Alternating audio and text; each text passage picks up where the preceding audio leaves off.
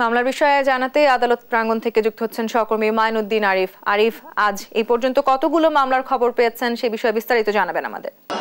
তন্নি, আপনি জানেন যে গতকাল রাতে আওয়ামী লীগের সাংগঠনিক সম্পাদক আহমদ হোসেন এবং চট্টগ্রাম বন্দরের সাবেক যিনি ছিলেন সাবেক চেয়ারম্যান তাকে গ্রেফতার করা হয়েছে, সাবেক অবসরপ্রাপ্ত সোহেলকে।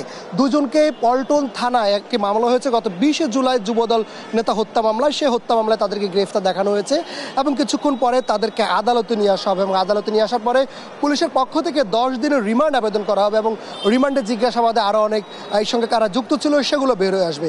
আর আরেকটি বিষয় জানিয়ে রেখে আছে, সকাল থেকে এখন পর্যন্ত শেখ হাসিনাকে প্রধান করে প্রায় 5টি মামলা হয়েছে, যার প্রত্যেকটি এজাহারভুক্ত করে তদন্তের নির্দেশ দিয়েছেন আদালত। আমরা দেখতে পাচ্ছি যে এখানে অনেকেই রয়েছেন, আইনজীবীরা রয়েছেন কিংবা অন্যান্য রয়েছেন। আমরা একজন আইনজীবীর সঙ্গে একটু কথা বলবো।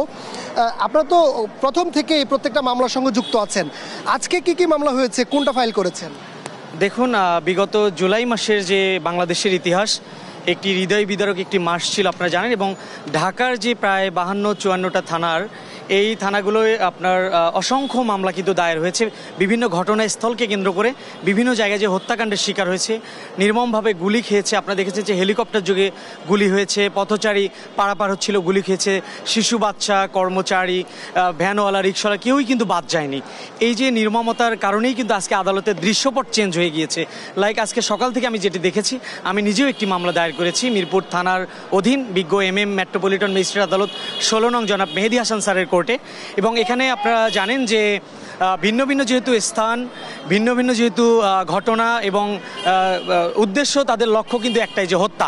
এই হত্যার কারণেই আজকেও প্রতিনিয়ত আমার দেখা অনেকগুলো মামলা দায়ের হচ্ছে। আদালত কি বলছে আসলে মামলাগুলো নেওয়ার ক্ষেত্রে?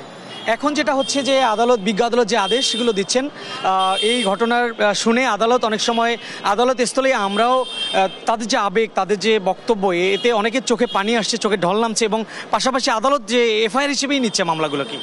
আমরা কথা বলছিলাম একজন আইনজীবীর সঙ্গে, তিনি যেমন কি বলছিলেন আসলে যে মামলাগুলো আসছে সেগুলো আসলে হৃদয় বিদারক এবং আদালত সেগুলো আমলে নিয়ে এজাহারভুক্ত করে তদন্তের নির্দেশ দিচ্ছেন এবং মামলা গ্রেফতারও কিন্তু ইতিমধ্যে শুরু হয়েছে। তো তখন এই ছিল আমার কাছে আদালত পাড়া থেকে সর্বশেষ সংবাদ।